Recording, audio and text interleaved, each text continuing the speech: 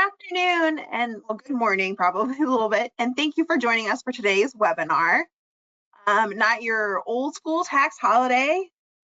We've graduated to everything. I'm Becky Wine and I'll be moderating today's presentation. Before we get started, there are a few housekeeping items I wanted to cover. If you have any questions during today's presentation, enter them into the questions or chat box on the screen. We're going to do our best to answer them all by the end of this time, but if we don't, we will make sure to follow up with an email with any answers to any other unanswered questions we may have had. But the focus of this webinar is truly to answer your questions about this upcoming tax-free holiday. So go ahead and start entering them right now. Our presenters are going to start with some questions that they've been getting from clients and other individuals that they've heard, but the main focus, like I said, is to answer your questions. And then also in the chat box, you're going to find a URL to the FAQs on the Ohio Department of Taxation website related to this holiday. So let's get started. Today's webinar will be given by Joe Pop and Kathy LaMonica. They're both partners here or principals here at Ray, and both are member of our state and local tax team. So go ahead, welcome Kathy and Joe. Hello everyone, thanks for joining. All right, well, so a couple of housekeeping items on our side. So we've gotten just tons of questions about this, both Kathy and I, over the last couple of weeks. Today, we're gonna go through some of those and then also your questions as well. So, stump the expert if you like. One thing to mention at the top, so tax professionals in state and local tax, we all have different opinions sometimes about how to administer different things, both on the state side and on the practitioner side. So everything that we tell you here today is our opinions, right? It doesn't necessarily mean that that's how Ohio Tax is going to see it if they were to audit you. We'll try and incorporate some of that into our conversation today. Like if this is bedrock, like this is totally solid, great, we're going to tell you that. Hey, we're kind of thinking this is how they're going to do it, but it could go a different way. We'll also talk to you a little bit about that. So that was a caveat that we wanted to put just out there at the beginning of this. It's going to be an interesting conversation. Kathy and I actually this morning were talking about a couple of different things, and we have our own differences of opinions on a couple of these, which is okay, right? But so we wanted to start with that. Kathy, anything else you want to add sort of at the top? Yeah, here? the only thing I know, I've had people reach out and ask questions, and the website that we referenced with the facts, the FAQs from Ohio is helpful, but and I've been in this profession a long time, even I read some of those and I'm like, what does that mean exactly? And how do you understand it? So we've actually gone back to the state on a couple of things to get some clarification. But again, we can't anticipate every kind of question that can come up. I think what I want to say is when you're applying this, because this is new for Ohio to have such an expanded sales tax holiday as this, is just be consistent in your application and think about it carefully to make sure that you're applying the rules in a fair and just, and you're not trying to, get away with something just by changing the way you sell things. So just consistently apply and keep all support, all documentation to what you claimed as exempt, so that if ever Ohio were to ask questions, you'd have that backup support. So yeah, yep. You want to kick it off with some things, Joe? Yep, so I can go through some of the basics. So if you go to that website that Becky has put up there, you're going to find a lot of the basic questions. I'm going to go through a really quick overview, and then we'll get into something a little more interesting that you might not find within the lines of what you find on there. First of all, so in Ohio, sales tax, the basic rules are all tangible property items are taxable unless they're exempted. And all services are the opposite. So the way the services work are all services are exempt unless we tell you that they're taxable, right? What this holiday is doing for the period of time that it lasts, and so that is 12 a.m., so tonight, right? So 12:01 a.m. Tuesday morning until the last moment of Thursday, August 8th, that's the holiday. During that period, services are not impacted. So the rules for services are the same. It's taxable, it's taxable. If it's not, it's not, with a couple of little interesting things that we'll talk about later. But services, it's the way that it is. What they've done with the tax holidays, they switched the rule essentially for items that are under $500, now the default is it's not taxable. So it's similar to what services sort of are. The basics here are any tangible property item that's under $500, except for a couple of exceptions we'll talk about in a second, no sales tax, right? It's also not optional. So I imagine there's a mix of consumers and vendors that are on the call here.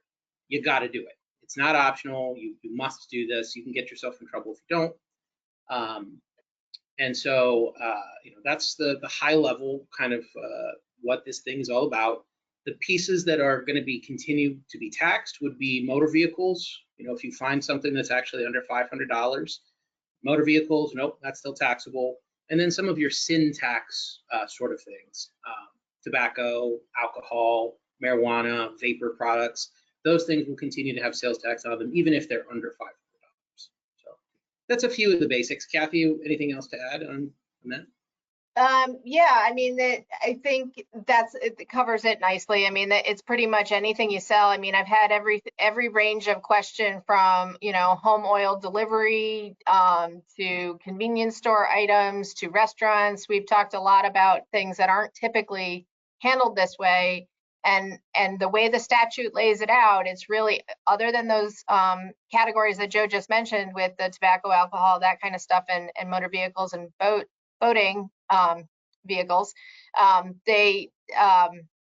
it's all covered. So I think the other thing that I've kind of focused on too, like I know if you're paying excise tax on something already, like gasoline or stuff that's covered under, motor fuel taxes and things like that, those would likely be excluded, but then you have to look at it from the sales tax side. So the vendor purchasing it before they sell it may still have those excise taxes applied, but the sales tax related to it may be treated differently. But I don't think we're going to get too much into the weeds on that one. If you have specific questions on those kinds of things, let me know. But any other excise taxes would still apply. That is good to know. So. Yeah. Yep. So there's a bunch of interesting concepts that are things that Kathy and I deal with all the time, but for some folks, this isn't what you do all the day, and so it's not necessarily common sense stuff. So I might kick us off with just one of those topics, and then I'm going to throw it over to Kathy, and she can give an example of something else, and we'll kind of go back and forth here, just at the top for a little bit, and then we'll see where the questions are, and we might dive into some of your questions as well. So get those in the chat. We do, essentially, we're here to answer your questions. We have a couple things to get us kicked off with, and then, yep. Hopefully, onto your questions. So one of the things that I'll just start off with is the source of the sale. And so sometimes this one can be a little tricky. So this sales tax holiday is for anything that would be sourced to Ohio, a sale that's sourced to Ohio, tangible property under 500. We might be a broken record, but don't get the impression that there's something that's a couple $1,000s that's going to be exempt, right? So it's under 500. And so you have to worry about whether or not the sale that you're looking at is sourced to Ohio. So an example, if you go to a store here in Ohio and you buy something and you take possession of it right there, hey, that's an Ohio sale, that's easy, right? What if you're buying it from an online store and they're shipping it here to you? That is also an Ohio sale for you guys, right? And so if there's a big box store that's here, but you buy it from their website and you get it delivered here, that's an Ohio sale. But if you did that same thing and you said, well, I'm going down to Florida here for vacation, I'm going to be down there for a week or two, I'm going to order something and I'm going to have it shipped down to Florida, now that's a Florida sale. Even though you're here and that vendor might be here, that is being shipped down to Florida. That's not going to be part of the sales tax holiday, right? So that's one of the things that sometimes if you're not in this stuff all the time, it might be a little bit of difficult to kind of wrap your hands around. But from the vendor standpoint too, if you're shipping out of state, hey, that's not an Ohio sale. Sales tax is going to be, as it normally is, whether that's Illinois or Florida or Kansas, whatever, right? That's doesn't have anything to do with you if it's being shipped somewhere else. And then if you're out of state and you're shipping it in, you do have to worry about it. So that's just one point I think that's of interest. So when you guys are looking at that and you're looking at a receipt over the next week or so, or an invoice that you get, or an email invoice, have that in the back of your mind as one of the first things to say, hey, there's sales tax on this. Should there be? Often it doesn't say which state the sales tax is for. So look at whether or not it's being shipped here or whether it's being shipped someplace else. I'll say, as well, just as a quick aside, and then I'll throw it over to Kathy. Not every vendor is going to do this right over the next week. So there's opportunities for you to get a refund potentially later on. And don't be super surprised if you're like, I'm going to get sales tax exemption on this, and then one vendor doesn't give you it, another vendor does. Everybody's trying their best to get this, implemented. So you may have that happen to you, but that would be one of the first things I'd look for, is just sourcing of the same. Yeah. And I would follow that up with the sourcing, and typically, if in Ohio, if you order something and it's shipped in Ohio, or shipped to your location in Ohio, generally the shipping charges are taxable as well. So in this situation, you have to look at the shipping. Taxability of shipping generally follows the taxability of the product you're selling. So in case if you were buying an exempt manufacturing piece of equipment, the shipping associated with that on a normal basis is not taxable because the item itself is not taxable. So through this sales tax holiday, the shipping charges on that not taxable item for this period of time would also not be taxable. And that's separate from, like, if you're a shipper and you're actually, providing shipping services, unrelated to a product sale. So just keep that services part separately. But you have to kind of think about it. Should I be charged tax on the shipping if I'm not being charged tax on the item that I'm buying? I know we probably have people on this call who are from outside of Ohio, who are selling to customers in Ohio and have to make these rules applicable to any of their customers. And Joe mentioned, people are going to get it wrong. Sometimes systems just aren't able to be modified the way you want it to be modified. So we said, it's not optional, you have to comply, but there has to be within the realm of perspective what you actually can capably do with your systems. And we've been helping people. If you have questions on how to maybe make it happen, sometimes we can give you some advice. Again, we're running out of time because it starts tonight, but if you have, questions about the software and how to get it to work a little bit for this situation, let me know and we can help. So, yeah. So another thing that's come up, and I might use this as sort of the backdrop for this, reasonable people in the community can maybe can interpret it in different ways.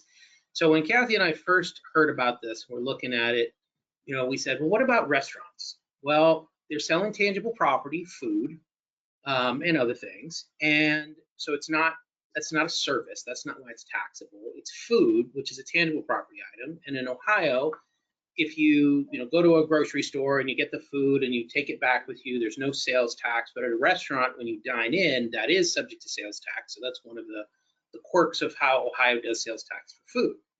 We were like, okay, well, so food, interesting. I wonder how that's going to work. And so where I initially came out was, I thought, well, maybe they're going to do it based on invoice, right? So like if I go and I've got two people and two people are sitting down at dinner and they have, various things, and then the check comes and it's under 500. Well, that total check value is under 500. Great, then that should be exempt. And then I think, Kathy, you were like, well, just a minute now. And so there's another way of looking at this, right? Yep. So if you look at line items, and if each line item is under $500, actually that technically is exempt. So even if the combination of all the line items, each meal that's on there, again, excluding alcohol, comes up to $1,000, but there were 10 people and everybody's meal was under $500 separately, that is how the tax would be applied. It doesn't matter if the invoice as a whole is over that threshold, it matters the line items. But that leads into the next question, which is how are things invoiced and how are things bundled or not bundled? Because we have seen a lot of questions that have come up. Like I think one of the examples used on the FAQs is you can't sell two skis separately just to get a less price on each ski when they're typically sold as a pair. So I've had questions about, with furniture companies. They sell a dining room and 6 chairs. a dining room table and 6 chairs. So technically, I mean, I could buy a table and not need chairs, or I could buy chairs and not need a table. So those can be individually itemized on your list, and the tax would apply to each item under $500, or tax would not apply.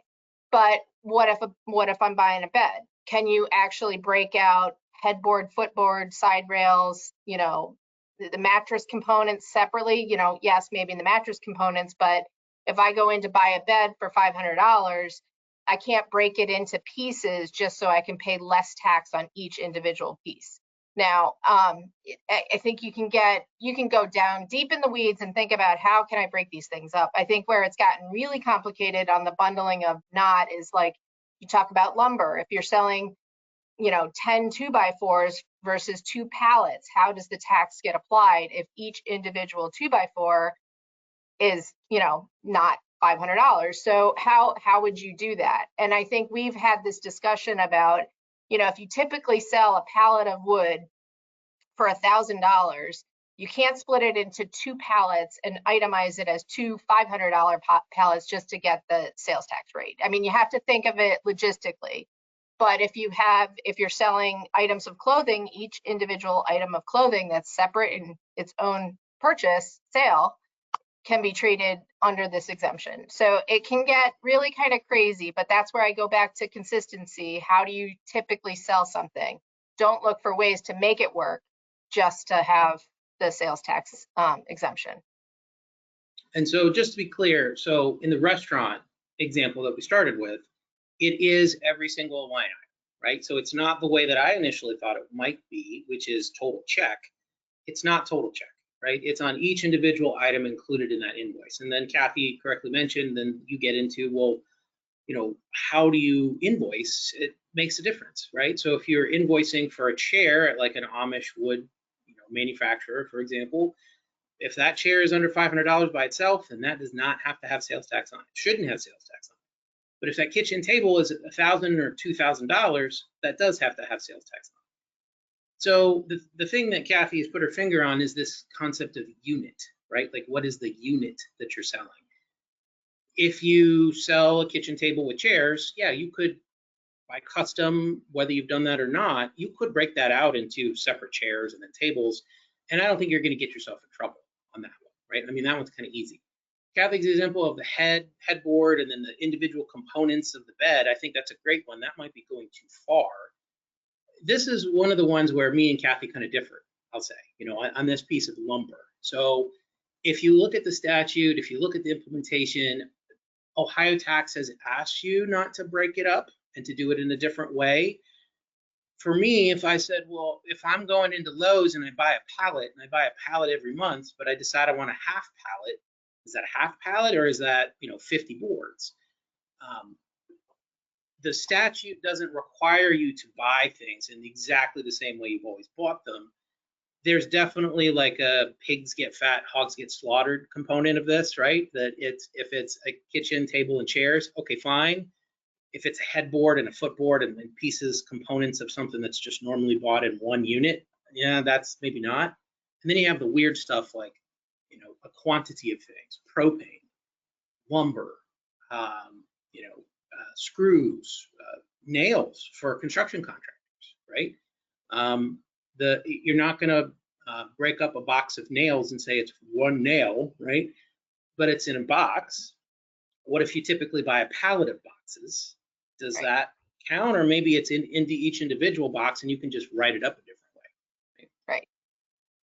So I mean, the more we've dug into this and the more we've gone back and forth and talked to clients and had different questions about, you know, how do we do this? I mean, you can quickly see that it's not, nothing is written so straightforward that you're not going to make mistakes and make, you know, potentially have a difference of opinion of how you do it. So it's just trying to apply it the best way you can to make it make sense. And, you know, where we see the most opportunities for clients that this, because it's not just school supplies and clothing, is our clients that sell other things, that sell chairs, that sell you know, items that are not normally covered by this, is an opportunity to kind of have, I had one client who said, I'm going to have a barn sale and sell off my surplus of this item that's under that certain dollar amount, because it's an opportunity for them to kind of make a sale about it, sell off some of their materials and give it to the customers tax free, which is, it's like the benefit of doing this. But if, I think the point of this whole thing, and it surprised a lot of people, and the state, I think, was kind of sneaking it in under the radar a little bit, but that it applies to so much just can make it really complicated as well. One more point, and then let's go to questions. We do have some other things that we could talk about, but let's get into them, and we may have them come up just by the questions you guys ask us. It is intended that the sales tax holiday is going to be a recurring thing.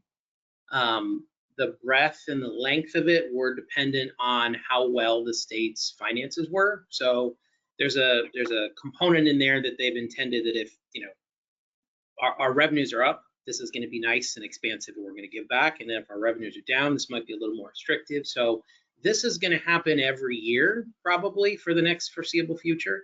So if you're looking at this as a vendor and say, man, I mean, there's all this work to do, yes, but also you may recoup some of that effort that you spend now in the future, and you may test out some marketing methods now, even though you may just be hearing about this from us today, which is unfortunate from the state's point of view. But test some things out on the restaurant side. A suggestion that we had in an article we put out is, suggest that you give that sales tax savings to your waiter or waitress as an additional tip. Give back to the community that way. There's a bunch of different things you can do with it. So with that, why don't we go to questions? Becky, do we have any that we can just start going through? We do have a couple, and continue to enter them throughout this presentation, guys, but we'll go ahead and get started. First question, what do you expect Ohio's audit profile will be? That's a good question. I've actually had, some conversations about this, because I think people are wary in a way. You've never reported exempt sales on your sales tax return. You have 2 months of sales tax returns that are going to have them because of the way they broke the holiday out over 2 months, which to me is crazy. But anyway, but that's why I just say, we don't know that Ohio's going to look at it and say, oh my God, they have so many exempt sales. We got to look at, how they handled the audit.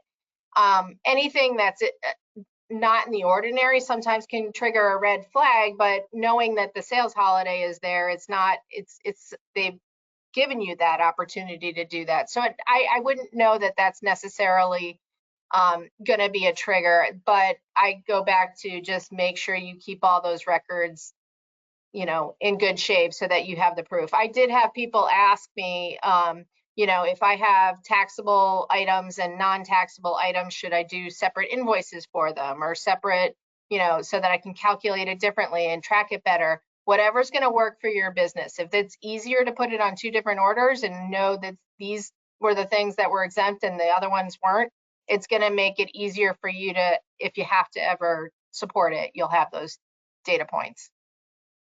So I'd answer it this way. If I'm putting on my auditor hat for a minute, right? And you guys might not know this, but Ohio several years ago switched to a system where this is, there's a lot of analytics that go into selection of audit targets. And so they're looking at, a machine is looking at numbers, and they're coming up with things, and they spit out things that a human still looks at, right? But you think about it, like if I'm a company, if I'm a dentist, let's say, I sell like some toothbrushes and stuff like that, electric toothbrushes now and then, but the majority of my sales are not that. It's services, it's not tangible property. Should I have a significant non-tax thing on my exemptions or on my sales tax return? Probably not, right? Maybe there's a blip, but that isn't gonna, necessarily draw audit. Reverse that, and let's look at a restaurant. Well, now normally I've got some exempt sales because I've got to-go orders. Sure, okay, so I've got some exempt sales anyway. Should I have a significant bump? Well, anything that isn't alcohol that's dine-in, unless I'm a super high-end restaurant where an individual item is over 500, not too many of those, all of that should be exempt. So I would expect a bit of a bump, right, in that kind of situation. Then go to like your Macy's or JCPenney or a pure retailer of stuff, and you look at their price points and you say, I'm an auditor now, right? Auditor hat on. When I've gone through Macy's before, like there's some stuff that's over $500, but mostly it's not. It's under. I would expect an enormous increase over prior periods of exempt sales. And so if you're looking at like, well, what is my audit risk? You have to think about like from a vendor point of view, what is my business? And what is an auditor that knows this much about my business, but knows some of what my prices probably are? What are they going to expect to see on that sales tax return? And am I going to be putting up numbers that are at variance to what that expectation is? That would increase your audit risk. I deal with a lot of the audit defense, things for the firm and for our client base. The things that Ohio is typically looking for is they're looking for a lack of controls. You're doing it wrong. And even if this particular holiday, like you're doing it wrong, but it's this much, it's not this much of a thing. I have to get myself on screen. There we are. That much of a thing. Okay, fine. But the concept of what else do you not do right? What else do you not have a control for? That could get you kicked into an audit situation. So don't let this be the straw that gets you selected for an audit. Even if you're thinking, this stuff that we're doing in the next week, hey, it's not going to be a huge deal. If you are on the cusp of being selected anyway, it could be a huge deal, right? If you ignore it. Yep. That's my 2 cents. Thank you. Okay. If someone wants to make a payment on their account, this does not apply, correct? Only if they're actually buying during the holiday. Yeah, we've had a big discussion about that one too, because so when I think of like, when is an order made? When you buy something, when you agree to make a payment on it, when you agree to put an order into the system.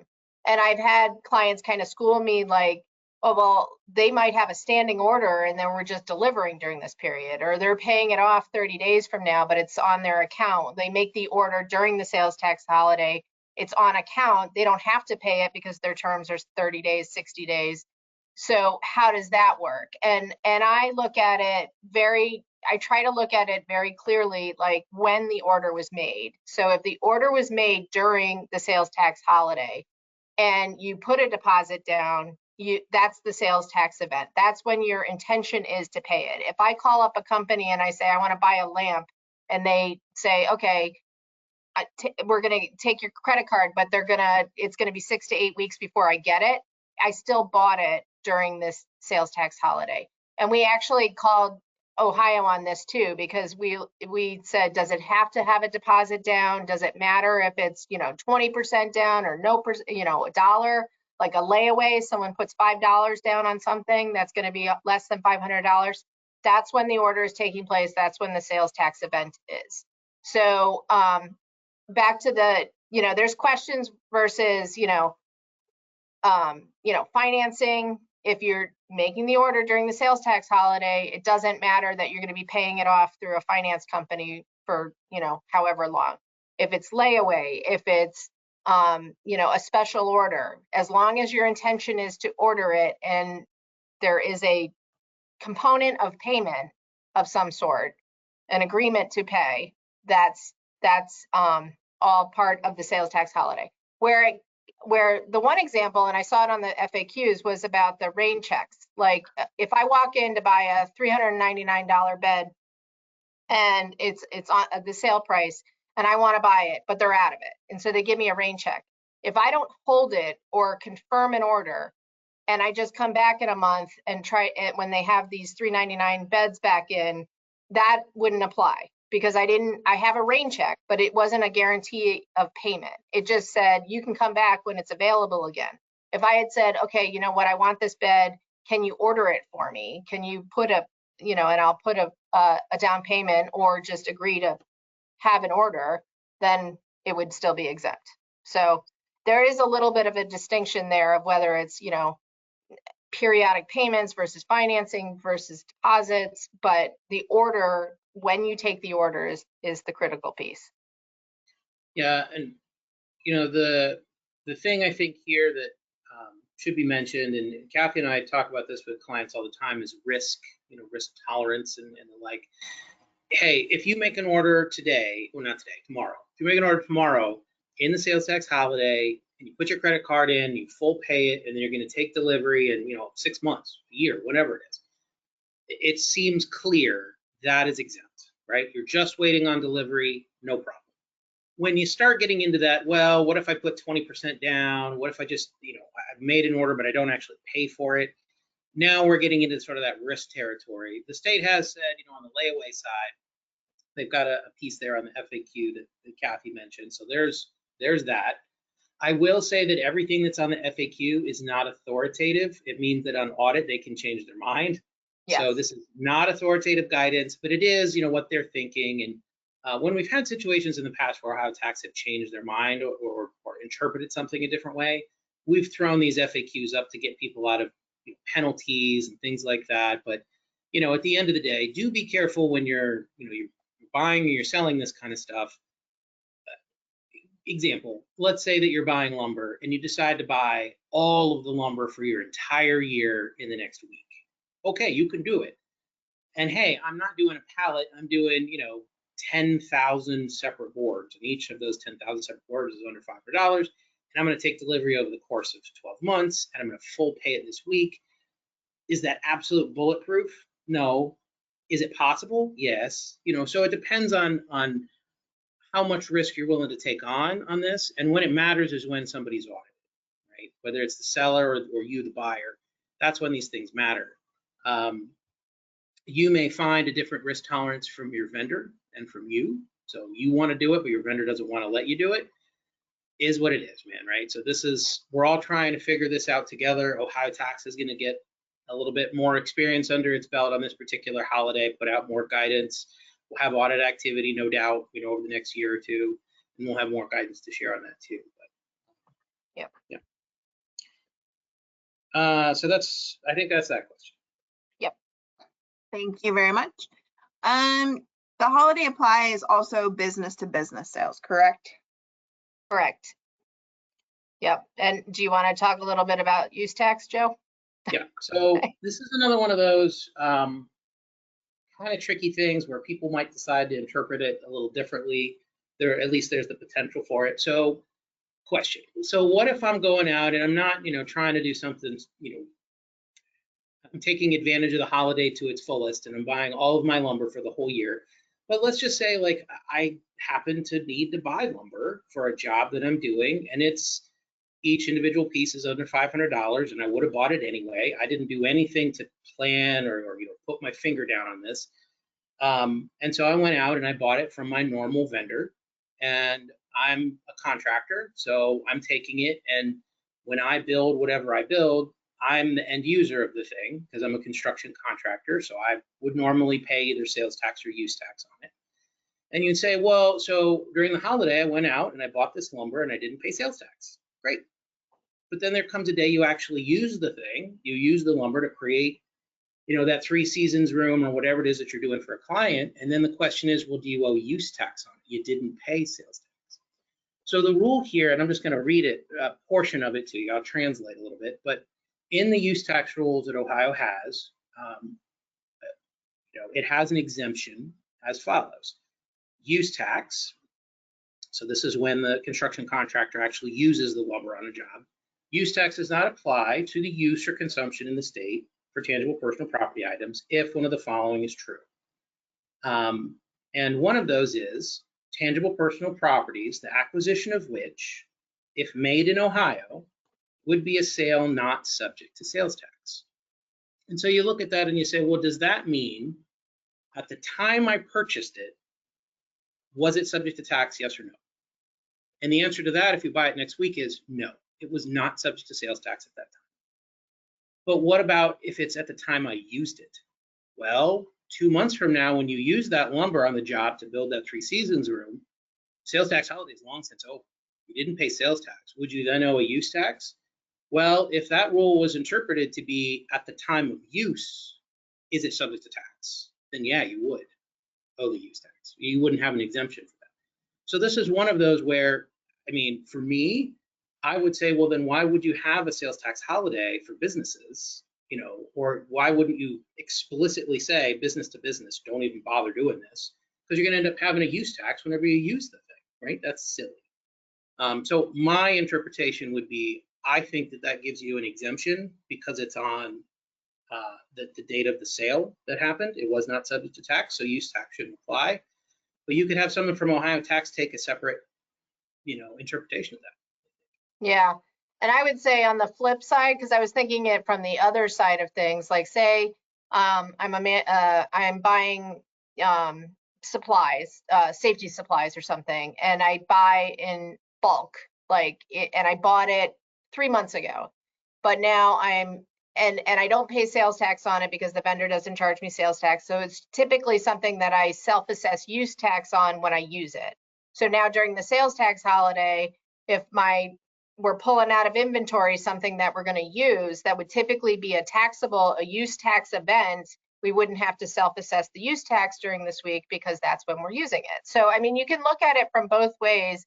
I think, again, it becomes this, how can you track inventory if you buy it without tax now and then have to self-assess later, or not self-assess? How do you prove it? I mean, those are the kind of the questions that get a little dicey, especially when you're doing the self-assessing of use tax. But a business, say I was going to buy new laptops for my company during this week, and each laptop was $300, you know, technically I wouldn't have to pay sales tax on those for this week. And so that's one way of saving on those kinds of expenses, that you wouldn't have to consider the use tax effect on the flip side. So when I look at business to business, you know, you still have your manufacturing exemptions and your resale exemptions and all those things that still apply to the rules, but the stuff that you're using or buying for business, you know, that's where you have to kind of consider, how does my process work so that I can handle this appropriately? And if you remember from back in the day, if you remember, you know, Amazon used to have a different business model. It was I'm not going to charge anybody sales tax ever because I'm just in this one state and I've watched all my things. And so you could buy it from Amazon and not pay any sales tax. And, you know, there was a competitive advantage there because your in-state companies charge you sales tax and then Amazon, you know, would not. During those years, each of us was supposed to have, you know, paid a use tax on those items that we bought from Amazon that got shipped to us and we didn't pay tax on. Ohio Tax has never really had a great deal of success on that side, assessing use tax for individuals. So that's why we're saying this is mostly an issue with business to business. Technically, it would be an issue for individuals too, but it's just never been a thing of it's never been something that Ohio Tax has really tried to enforce. In a huge way against individuals, right? Like, yeah, if you're buying an aircraft or a boat, you know, or something huge like that, yeah, they do review those for individuals. But, you know, if you're going out and you're buying clothes someplace, you know, they're not coming after you. They're going after the vendor, you know, that didn't charge you tax. Okay. All right, next question. It includes meals this year. What about school lunches throughout the year? Well, so on the first thing you'd say is, well, if the school lunch was purchased now, right, like today or tomorrow, I should say, yeah, that wouldn't be taxable. I take the question to mean though, like, you know, at Ohio State, I know when I went, there was a meal plan, right? So you bought a meal plan and then the meals got taken off over a period of time. So like you bought credits kind of thing. I don't know. I mean, on the one hand, I guess you could kind of look at that as, well, how is that different than I bought this furniture and then I was going to take delivery of it in the future kind of thing, right? Yeah. Kathy, what do you think about that? Yeah, I don't know. Actually, I was thinking about that. That's a good question, because I think if you're paying up front $500 for a meal plan for the year, you're not paying the sales tax on it now, and it really wouldn't matter. But are they charging you sales tax on your meals throughout the year as it's coming off the card? You know, I guess.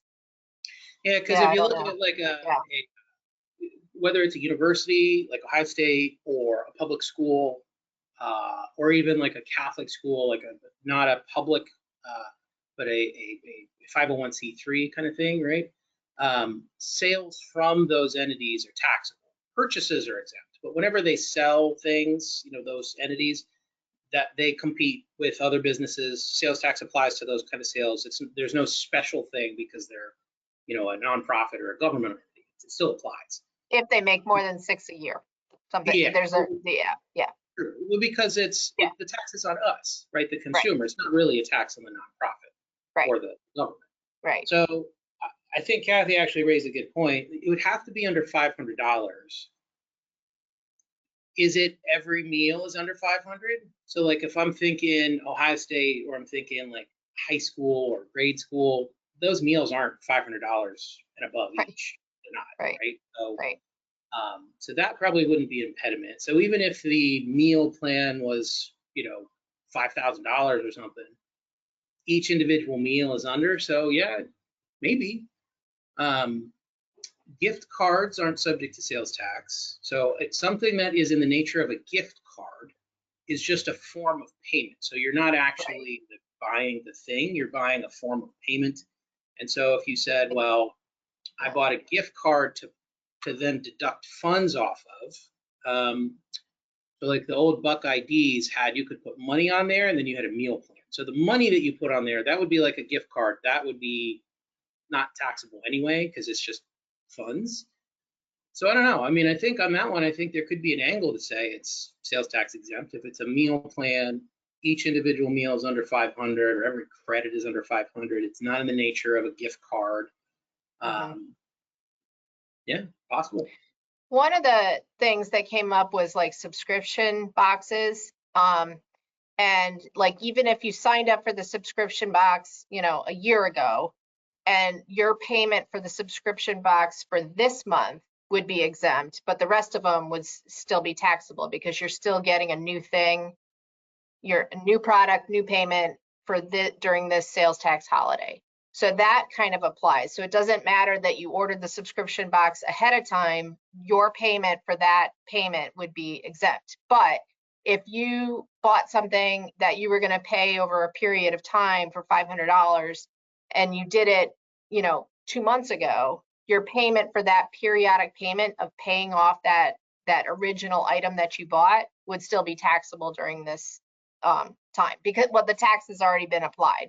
Because the Ohio looks at the sales tax event when you buy the purchase, as so like when anyone who's bought a cell phone knows you pay the sales tax up front when you buy the cell phone, even though you're paying it over a number of months.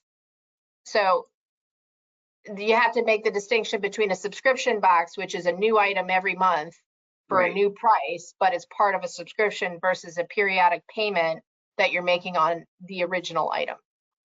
Yeah, and if you bought, like in Kathy's example with subscription box, if you bought a year's worth, like it was an annual thing, and then you got 12 months of it, like a Jelly of the Month Club kind of deal, right? The old thing.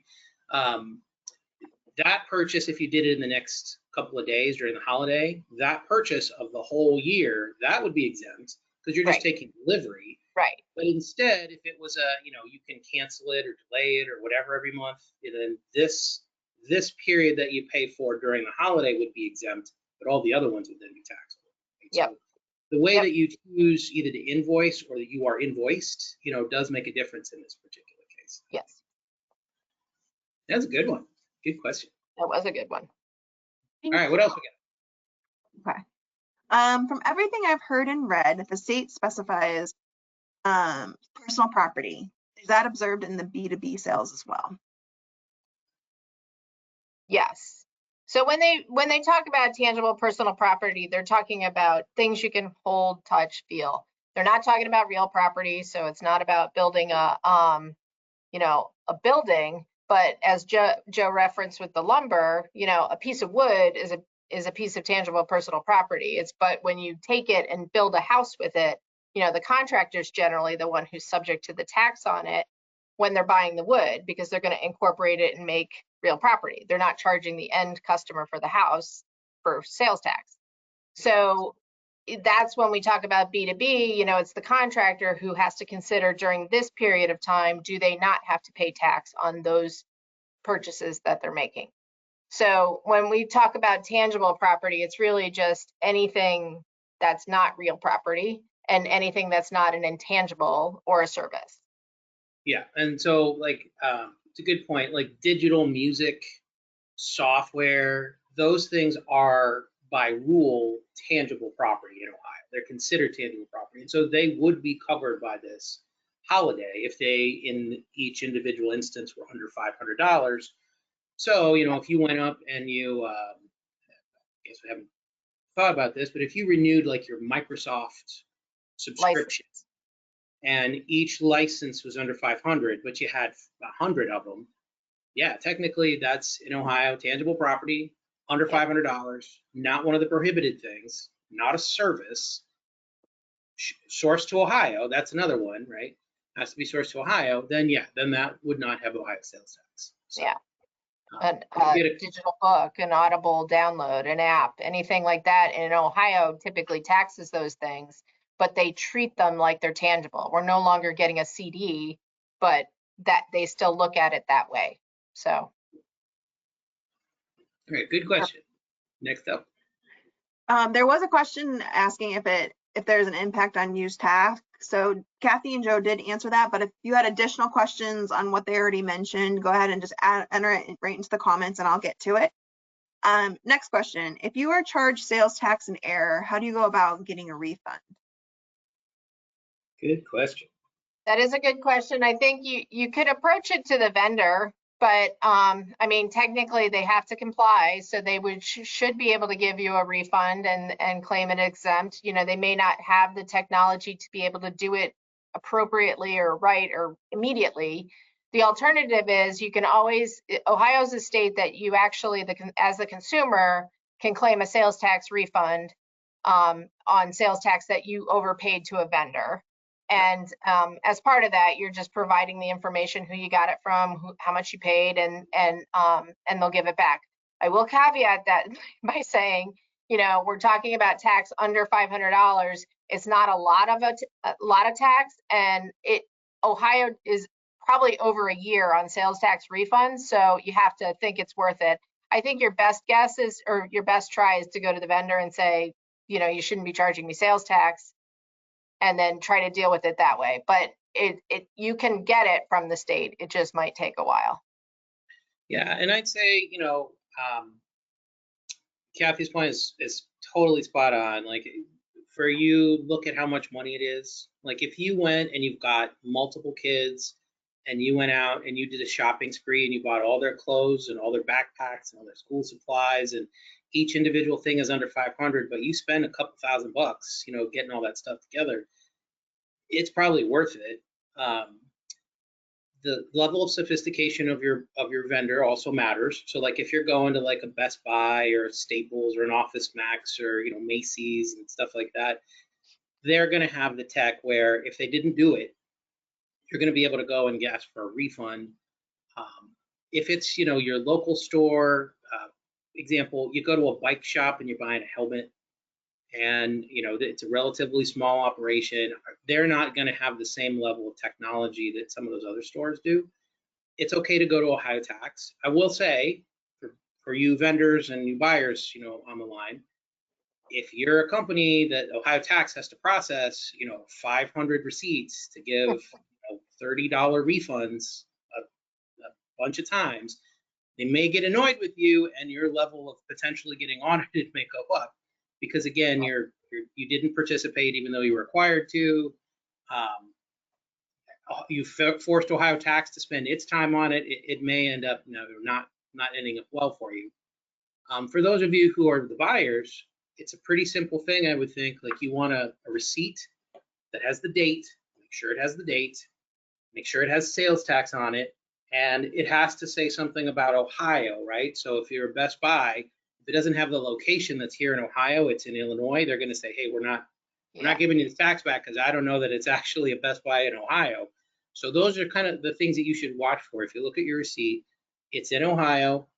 The stuff was under $500 each. So it has to be like the itemized thing, not like the total that sometimes you get from like restaurants that might have like, here's the total receipt for your credit card, here's the tip, and there's the thing, but it doesn't itemize all those things out.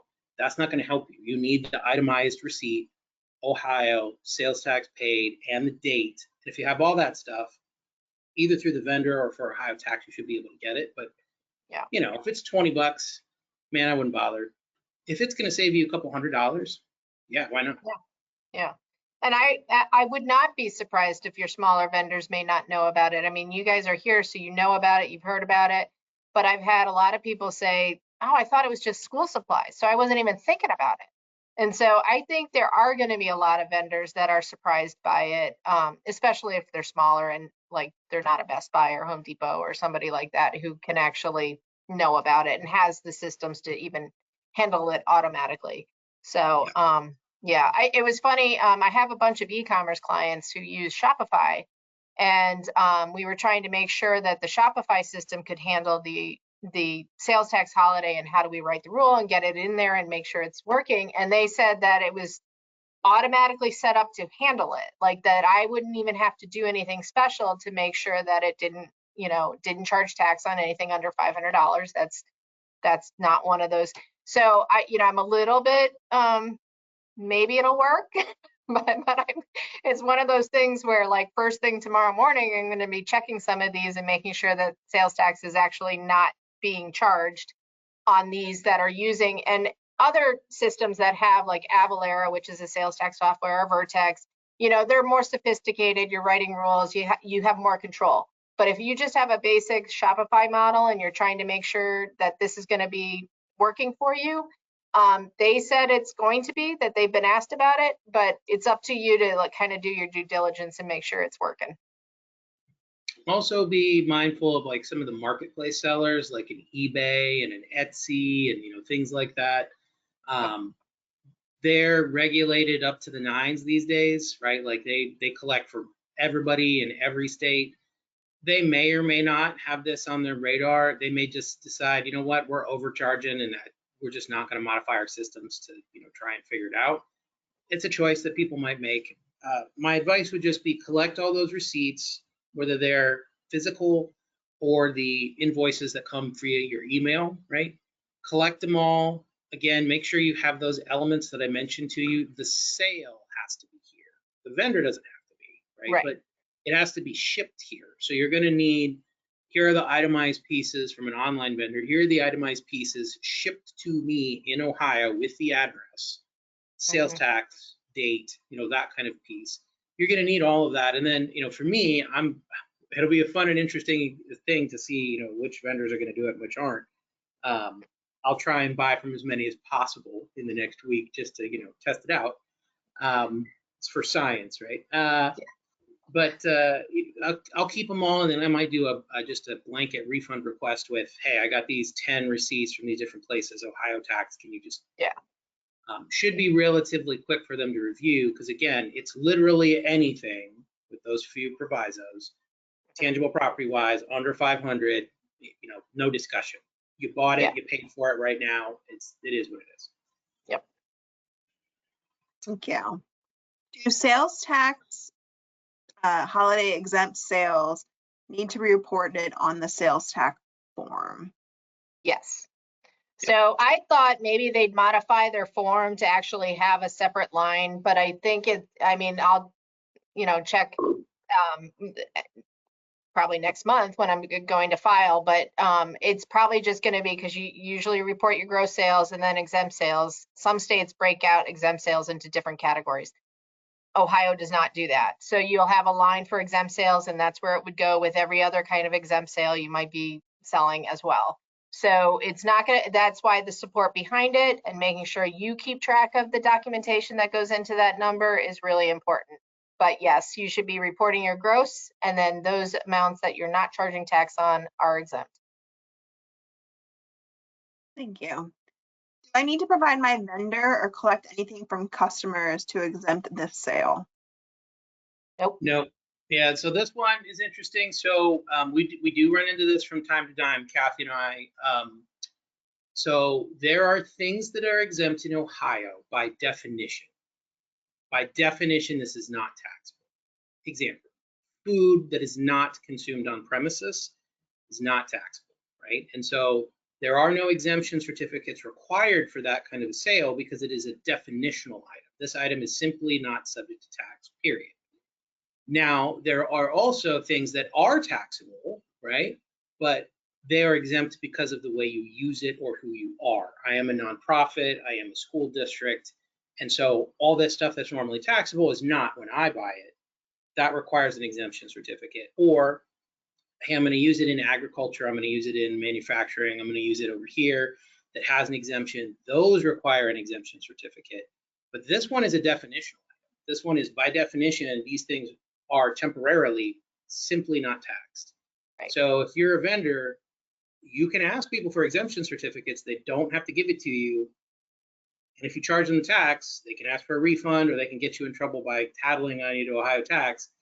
This is not one of those times where you need an exemption certificate. And I appreciate the irony of that, because Kathy and I talked to all kinds of clients that, were like, get the exemption certificate every time, get the exemption. This is not one of those times. Yeah, this is one of those exceptions. Yeah, where you just don't have to worry about it. There's nothing you have to get in writing. It's just your support that you didn't charge tax and what the documentation is behind it. So it shouldn't be, that should not be an issue for anybody. Now, that does bring up a good point. So what if you were audited? And Kathy, I might ask you this question because you're more on the tech side of the vendors. So let's say that I'm audited and Ohio Tech says, I want to select 10 random sales of yours to verify your compliance with this holiday, because you sell a mix of things that are over 500 and under 500. Your Amish furniture place, right? That's selling the kitchen table kind of thing. So what kind of records are they going to need to hold on to if the state, let's say a year from now, comes in and says, hey, I want to audit you, and I'm not going to make you do every single one, but I want to pull 10 of your sales. And in one system, I'm sure it just has the total, versus there's another system that might have the itemization. So how does that?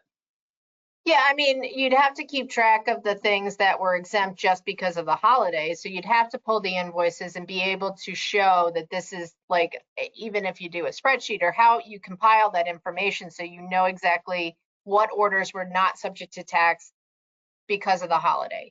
And then you have your other things, because the auditor's not going to look just at this 1 week of sales. So if you are typically buying things that are manufacturing or require a manufacturing, or selling things that require a manufacturing exemption certificate or a resale certificate or other things, those are your other exempt sales. Those are separate. You still need the forms for those things to be able to prove what you typically don't charge tax on and why. So it's just keeping those records that show that these were our gross sales. These were the ones that were exempt due to the holiday. These are the ones that are exempt due to manufacturing or resale or whatever other reason I'm selling things, and be able to have that support. And so being able to pull up a single invoice would be an important thing, so that you could say, well, this was $3,000, but $2,000 of it was the kitchen table, and everything else was the chickens. Right. And they were all the thing that generally gets tricky sometimes is people don't always separately state their items on an invoice. And if you lump a bunch of things together that are taxable and exempt, the whole thing is going to be treated as taxable. So the trick is to make sure that when you're invoicing, especially if there's items of different value that's going to be treated differently, separately stated, you want them listed separately somehow. They don't have to be on a separate order, but you want them separately stated so that there's no implication. The other thing is I've had a question people have asked, what if, the total price is $800? Can I exempt the first 500? You can't. The item has to be under $500. So you can't take a partial exemption on something that's more expensive. So you have to make sure those things are separately stated. The one other thing I didn't want to forget about is we talked about like installation of property, or installation services in Ohio are taxable by nature. They just are. So again, it kind of follows the taxability of the product. So for this week, if the product itself that you're installing is not taxable due to the sales tax holiday, then technically the installation services associated with it wouldn't be either.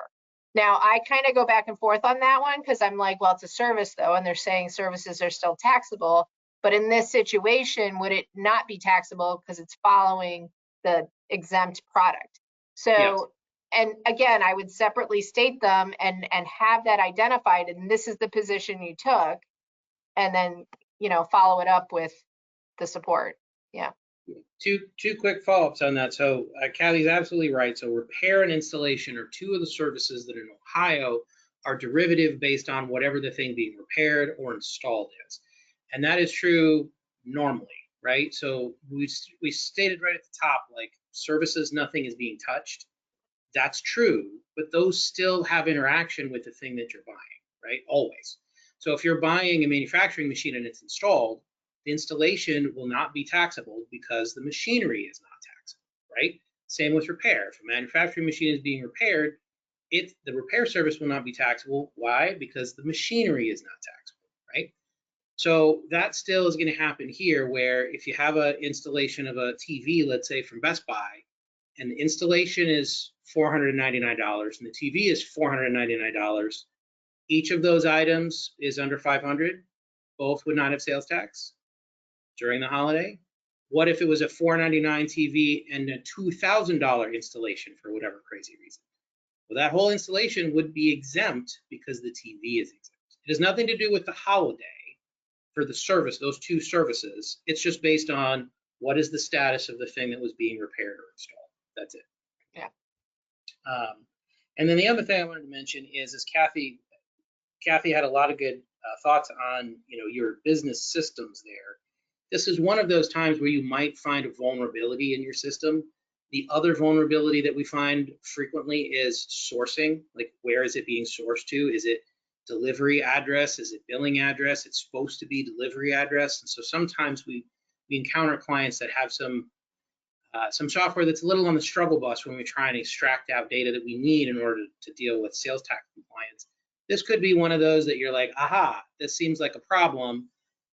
It may be a bigger problem than you think. This might just be the tip of the iceberg that you're noticing it for the first time, but it actually may be a bigger problem than that. And you know, we can help you, you know, if you run into that sort of thing. That's a more advanced topic for sure, but that is something that we help clients with all the time. Yeah. Thank you. Next question. Can you confirm that mulch sales are exempt? What about the removal of a tree? Mulch sales. Good question. Well, yeah. Go ahead, Kathy. I would say the mulch, again, it depends on the price. If it's under $500 and you're getting, you know, a typical load of mulch, it would be exempt because it's tangible. But I would guess that on the removal of the tree, if it's typically a taxable service, which I believe it would be, I think it's still taxable. Yeah, so I would say on that removal of the tree, it depends on whether or not it's a taxable landscape service. That's the kind of thing that would make it taxable. In Ohio, they tax landscape services. There are some services that are not landscape services. Like for just an example, if you're removing a tree and it's an established neighborhood, that may be a landscape service. But if you're removing a tree to allow a builder to actually like access a new plot of plain land to build a housing community, that's not landscaping services. It's not taxable to remove that tree, right? So it's real fact specific. On the mulch, I think there you've got the unit problem. If you're normally selling the mulch by the dump truck and that's your unit, well, that's over $500. That's going to be taxable.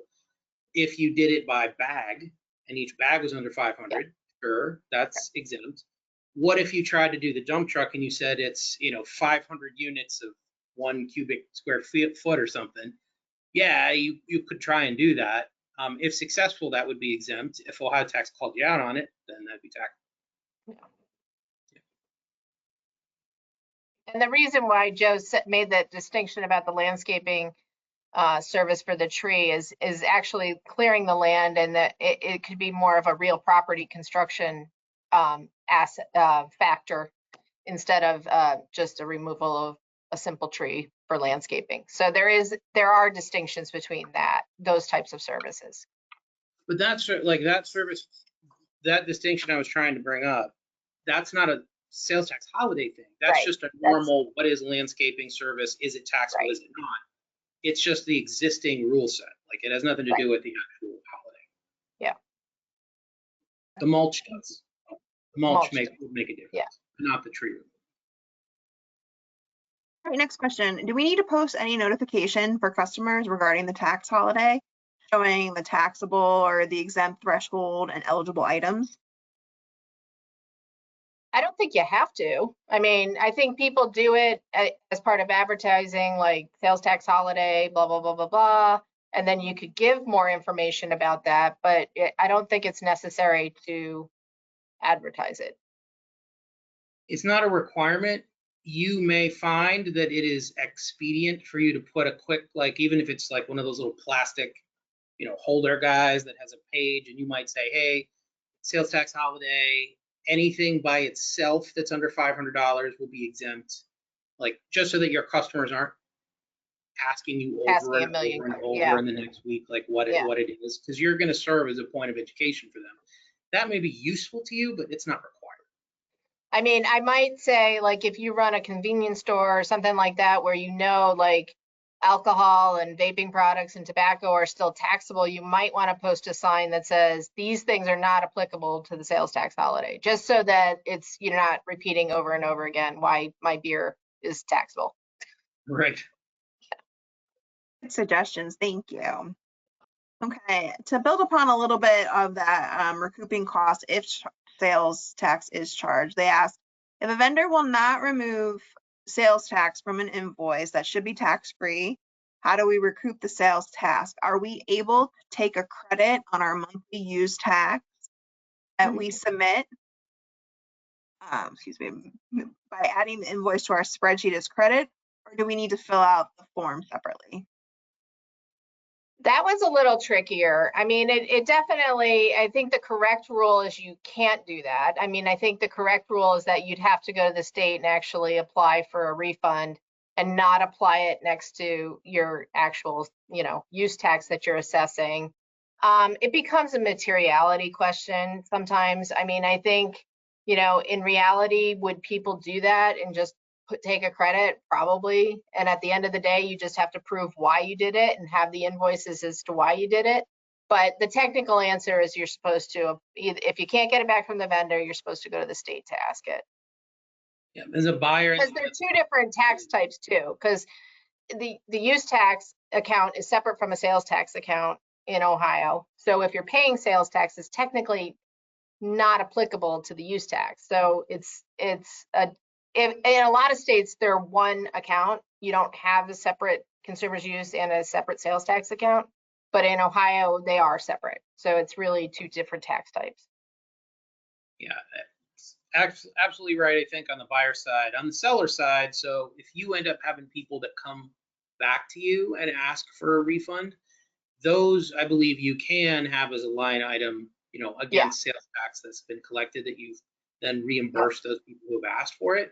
And again, you need to have documentation. So if you're the buyer, or sorry, you're the seller, you're going to have that same set of documentation that I mentioned for the buyers to go to the state. You want to have, invoices that have, it's Ohio sale, happened during the holiday. Here's the sales tax that was charged. It was Ohio sales tax. This is what I refunded. And then that's the number that's the variance against your normal report for the following month or months. Because you may be getting this over the next couple of months if you don't do it, during the holiday. Yeah, and I did see, and I don't know if it was on the FAQs or if it was another question, but somebody asked if a customer bought something a couple weeks ago and they want to return it and rebuy it during the sales holiday, and that is possible to do.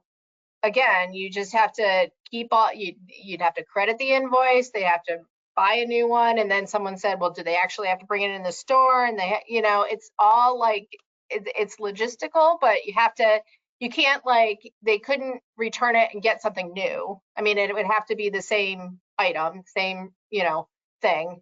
But that's where you're starting to get into some of those gray areas. Like, is it really necessary to comply? If it's a good customer and you want to, make it work, you can do it. Just keep all that documentation.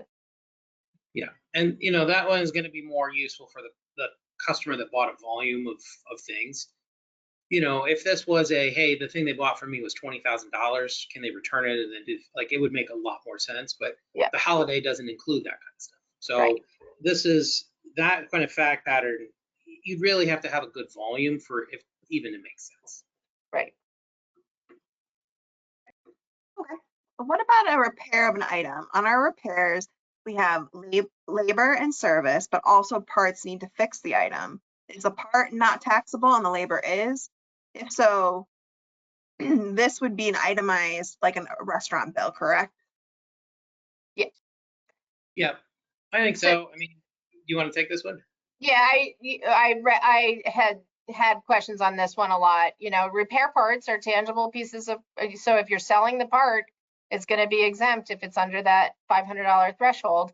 And again, it goes back to what Joe and I were talking about. The services follow the taxability of the product. So the repair in this situation would also be exempt if it's under, well, actually, it doesn't even have to be under $500. It would still be exempt because it's following the taxability of the product, which is not taxable during the holiday. So it can get a little crazy, but Imagine, for example, having had a recent experience with this, imagine that you're going in to get your car repaired. And in a car repair situation, you've got the various components of parts, and then you also usually have an associated labor for each piece, right? Like your brake line was out, we replaced your headlight, we replaced this wire, we did an oil change, you know, all of those different kind of pieces. Technically, each piece of tangible property would be separately looked at. And so let's say, hey, the taillight is $10 part, and then, you know, some labor, that part and that labor would be exempt. But then we had a big engine rebuild, and so we provided a new engine. It was, I don't know, a couple $1,000s, and there's labor with that. That labor would be taxable on your big invoice, right? So it's a little like in the restaurant context. Some of the things are exempt and some of the things are taxable, and they're all components, and each component is looked at separately, right? And something like a car repair, that isn't something that the state would come back to you in that kind of situation to say, well, you're selling a bed and you're doing like the headboard and the footboard inside, you know, all that, and you're trying to nickel and dime a bed. Repairs are just like that. Like that's right. how they're done customarily. So you wouldn't have that issue with that, I don't think, like you would with you're trying to play games and like put the components of the bed together in such a way that the bed as a whole is going to be exempt. Yeah. Next question. We charge $5 a mile to deliver our products. The delivery charge would still be taxable, correct? Well, so that one I think is derivative, like Kathy said earlier, I think that one is derivative based on what the products being delivered were, right? So Right. in the way that was worded was when we deliver our products, so I'm assuming there was a sale, right? So if I sold you mulch and I sold you mulch by the bag and each bag was under 500, and then I charge you a $5 a mile delivery fee, that shipping for that situation would be totally exempt because all of those bags of mulch that I delivered to you were all under 500. But imagine that I'm selling you a bunch of mulch, but I also sell you some trees, and the trees are over 500. And it's, you know, on that flatbed, I got the trees and I got the mulch and I got the topsoil and I got all that. And then I have to, you know, I have to install them as well. You're going to have to go through that and say, well, that mulch and that portion of the shipping is exempt. How do you figure out, you know, what portion of the trees and the mulch and whatever, what portion of that is exempt? One way you could do it is just break it based on total invoice price. So the tree is 2,000, the mulch is 2,000, you know, all the bags together. I'd split that shipping 50-50, but I mean, there's other ways to do it too. Yeah, I think there is, they do talk about that in the FAQs, that you should apportion the percentage of the delivery cost to the taxable and the exempt. So you pay sales tax on the piece of the delivery that's taxable and don't pay on the other piece. So you know, it's definitely more labor intensive to come up with an invoice that makes sense, but that's technically the answer that they said on that. Yeah. So. Is a gallon of gasoline exempt during the holiday? I don't think so. So to the extent that there is sales tax on the gasoline, the answer would be yes. To the extent there are all of the other taxes that are in gasoline, like if you go to the pump and it has that little box that's required to be on there of like how much is federal tax and state tax, and the first whatever, you know, it goes to local projects and then it's statewide projects. that's all not sales tax, so that would still be on. On gas and stuff like that, I would suggest this is ignorance is bliss time. Just let them deal with what it is. Yeah. I think where we came up, like propane, like if you buy a tank of propane, you know, that's an easy enough, that's a sales tax issue. You know, that's simpler. I think where you get into gasoline and the breakout of taxes and excise taxes, it's probably not worth even trying to, I mean, I haven't asked the state directly on that one, but I don't know that I would go down that rabbit hole. I mean, and again, there, like you'd say, well, but I buy a lot of gas. Then it comes into the units, I suppose, right? Like if you typically buy a huge amount of gas, you might be in danger of getting disqualified because it's over $500, right? Right. And then if you're Right. buying by the gallon, you may not be buying enough that it makes a difference. Mhm. Right. So no gas tanks filling up or hoarding gas this week. All No right. hoarding. If you're a vendor and your software is unable to exempt the sales tax for items, will you be penalized for not participating? It could be, you know, like I think Joe alluded to, it's not optional. You know, if they're looking for flags on when you're how you're filing and you're a business that's not claiming any exempt sales during that time, that would be the time they might say, okay, why is there no exempt? Did they not comply with the holiday? Would that be what they're looking for? It would, you know, it's materiality too. It's like, what are your sales typically? Is there really anything, you know, the state wants to do an audit that's actually going to bring them money. So they're not going to do it if they think it's going to be so minimal, whatever answer they get, that you did it wrong. But I think it's not every system's going to be able to handle it well. So I think you can only do what you can do. It's just that you should make whatever effort you can to make it work. And also too, you know, on the spectrum of choices to be made, you could think about the kind of sales you typically make. It's 1% over $500 individually. You might just consider turning your software off, right? Yeah, Like to say, hey, that 1%, I'll take that risk all day, no problem. I'll just turn the whole thing off, and that'll fix it. And then, you know, good. That's one way of doing it. On a restaurant side, you know, Kathy again works more on the technology side, and so it seems like most restaurants aren't going to have as much issue with this. Maybe if they look at it, then will have issues. But you could also say, sort of my position was, well, you know, what is your percentage of alcohol, right, that you sell compared to just normal food? Most places, your food individually is going to be under 500, so most of that is going to be exempt. And you'd say, well, you know, my alcohol sales are 5% of what my sales are. Again, consider just turning it all off and then eat the sales tax on the alcohol sales, right? So you're not charging it because you've turned your software off, but you know, you're still on the hook for it, and say, you know what, for that 5% of my sales for this week, I'll just accrue, you know, use tax or sales tax, I should say, and I'm going to pay it as if I collected it from my taxpayer. Like, that's not ideal. That's not what the rules say to do.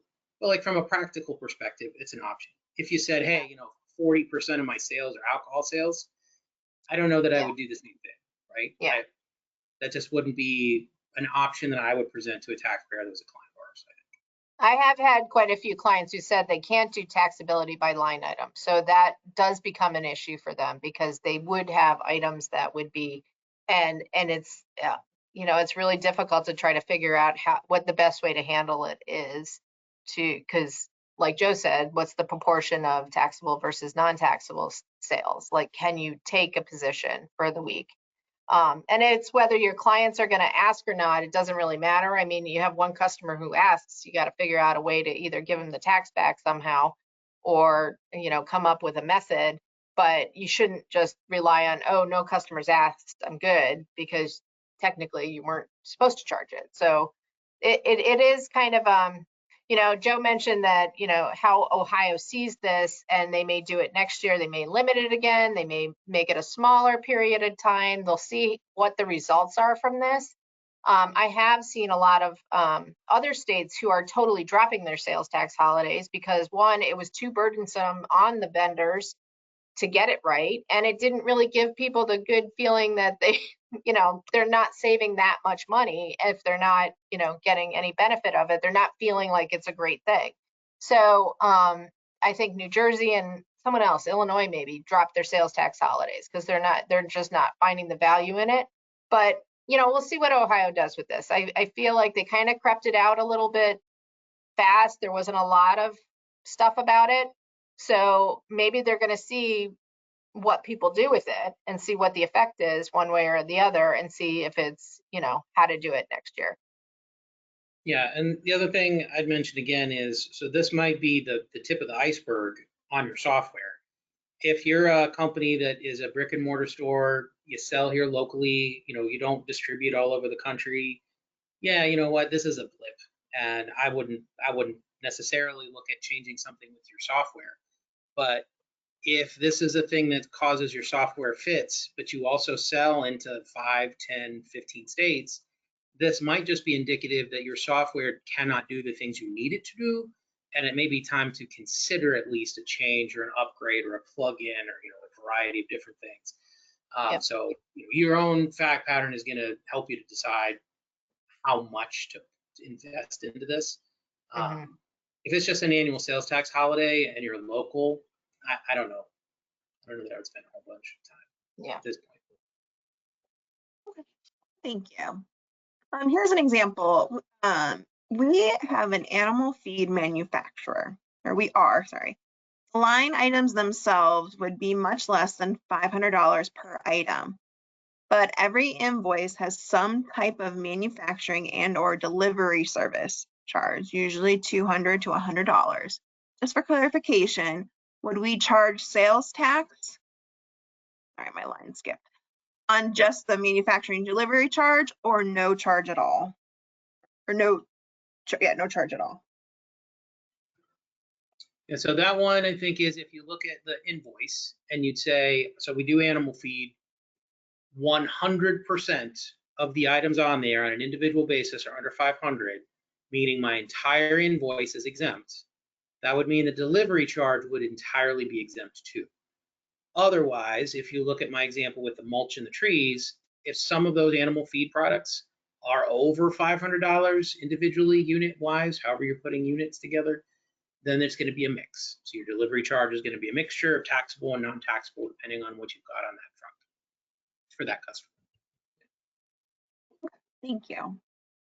All right. Just a little follow-up on the repairs. In our industry, most of the bill is the labor service, labor balancing, etc. It's not really like a car where you have a bunch of parts. How would you handle general recondition of an already sold item?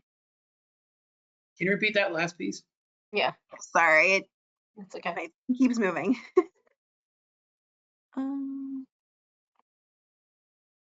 There it is. Okay.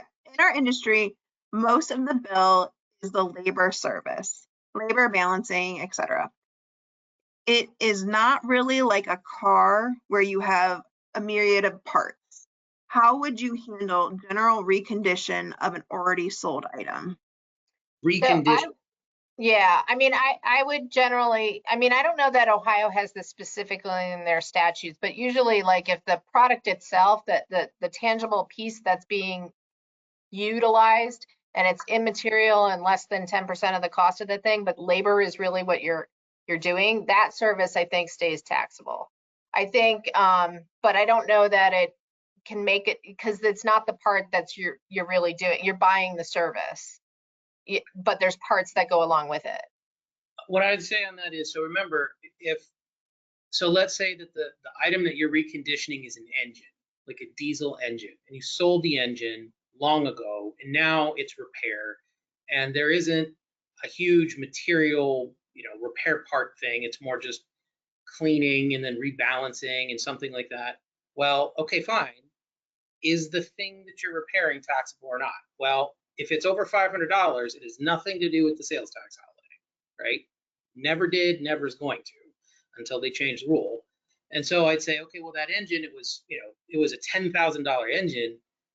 What is the taxability of that engine through all the normal rules? So the person who's using it, are they using it and they have an exemption, or is it taxable? If it's taxable, the repair will be taxable. If it's exempt, the repair will be exempt. So Yeah. I think you might be hung up on this sales tax holiday thing. If it's under $500 right now, if you were to sell the thing, maybe there's an argument to say that that would be a reason why the repair would be exempt, because it would be exempt under the holiday. Otherwise, the normal rules would tell you, you just need to know today, is that engine or whatever it is that you're selling subject to tax? Probably the answer is yes. And then you'd look at who your customer is and whether or not they have an exemption certificate. Did they use it in an exempt way? If they use it in an exempt way, then your repair will be exempt. If they use it in a taxable way, it will be taxable. Yeah, I think, yeah, if I heard the question right, I'm thinking they bought the thing a long time ago. They're just having it reconditioned. Right. So sort of the parts that you're reconditioning it with are sort of inconsequential. You're really reconditioning the thing that you bought a long time ago, which would have been outside of the scope of the sales tax holiday. But what Joe's bringing up is that original purchase might not have been taxable to begin with because it's used in manufacturing and they don't have to pay tax on it anyway because it's a repair service for a manufacturing used item. So there's other rules that go into effect besides the sales tax holiday that may make it, exempt anyway, regardless of the holiday. Right. Like if you're repairing and you say, here's a part, and then my labor is 3 times the cost of the part, just because that's what the labor is for that. Okay, then I think you're in the holiday space where you say, here's the repair, here's the materials, and here's the labor to do that.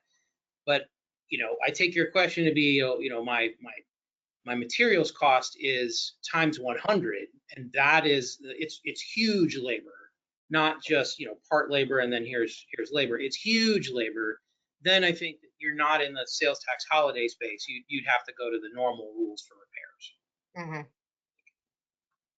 Great question though. Tricky. We have just a couple more. You can go ahead and get them last minute questions in there. We will follow up. We do get a copy of all the questions. So if I miss something or you have a question and we're at 1 o'clock, we'll still have Kathy and Joe answer it. But we do have a couple more currently. Okay. All right. We price and sell stoves that have multiple components. The body $2,000, the door $600, the legs $300, the ash plan $150. Since all parts are required for it to function, do we need to tax the whole, or do we need to exempt the parts that are under $500? Yeah, so I think that goes back to Kathy's like bed component kind of piece. If you'd say, well, these kind of stoves, and I'm thinking like a wood stove you put in a residence. People have feet. They have feet. I don't typically sell them. It's just an add-on. Great. Then maybe in your situation, I'd say, yeah, those feet are a separate component. But if it's like 98% of the time I sell it with this component, kind of like the bed, then I would personally, I would say, yeah, that's just part of the thing. I wouldn't separate the three. Yeah, I agree. I mean, I think that's where you could break it down. I mean, if it's an optional piece that's just added on, maybe that optional piece that you're choosing to get, that would be exempt because it's under that $500. But if it's like the door to the stove, you have to have it. It's part of the stove, or yeah, that's part of the unit.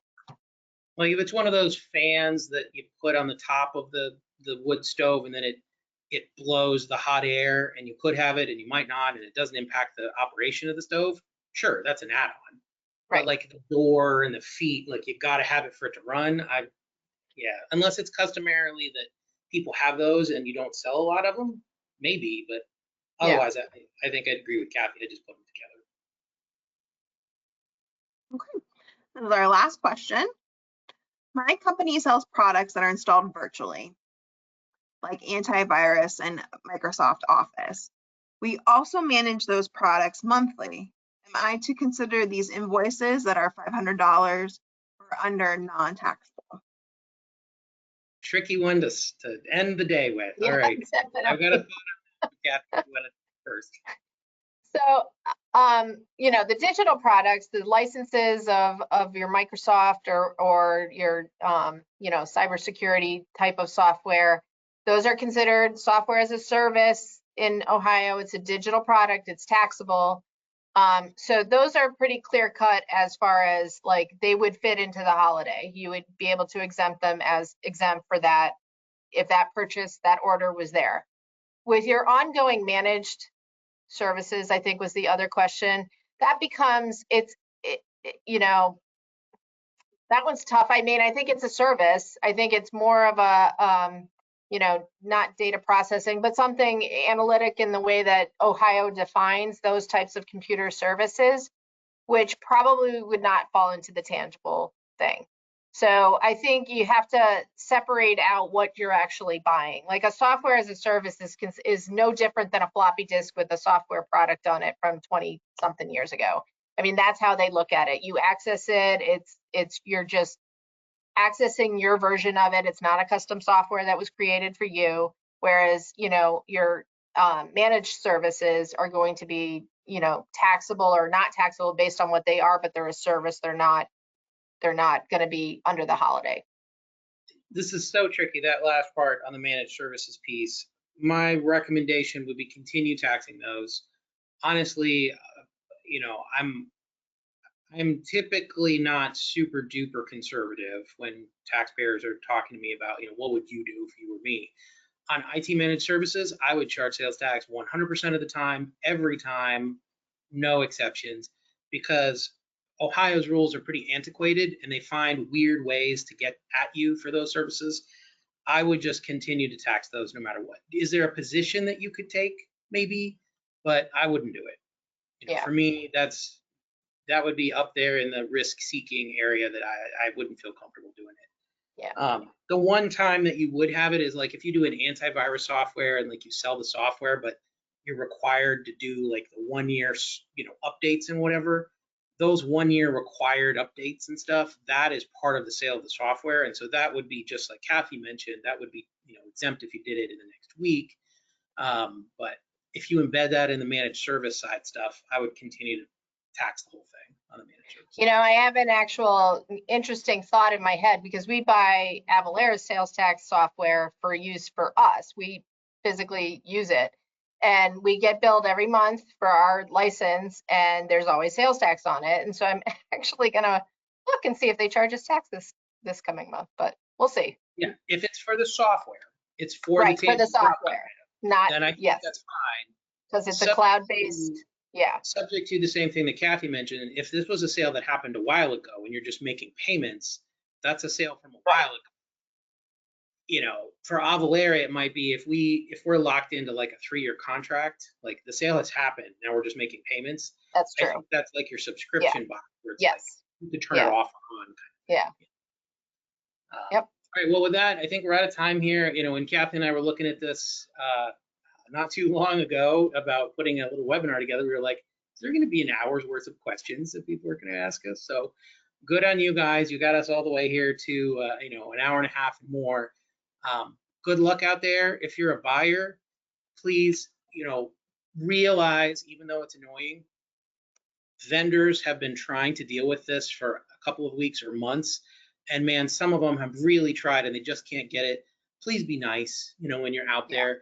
If they're not going to give you a sales tax, you know, removal on your receipt, the person who's doing the sale, I guarantee you cannot change it in their point of sale service system. Just be nice about it. Save the receipt. You're going to get that money back. You know, it may take a minute, but you're going to get that money back. Just be nice out there. And then for you guys who are vendors, do the best you can. Ohio tax knows that this was something that the legislature did to them.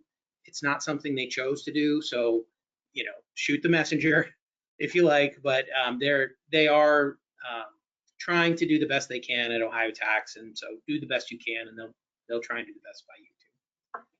Any other closing things, Kathy?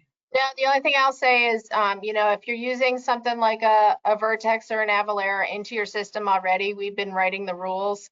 So if you need help trying to write that to get it in your system, you know, we have the structure to be able to tell you how to do that relatively quickly. If you're using other, you know, QuickBooks or so we can probably help you a little bit with that to try to figure out how to turn it off. But again, it's going to come down to, you know, taxability of items, not invoice. So it can be a little bit more challenging. So. Okay. Perfect. Thank you so much, Kathy, Joe. Appreciate all this info. And for all who are on there, I did see a couple more questions did pop in. I will be sharing them. And when we send the follow-up email with the recording, we'll have answers to those questions. Thank you guys so much. And I hope everyone enjoys the rest of their day. Thank you. Bye. Bye, guys.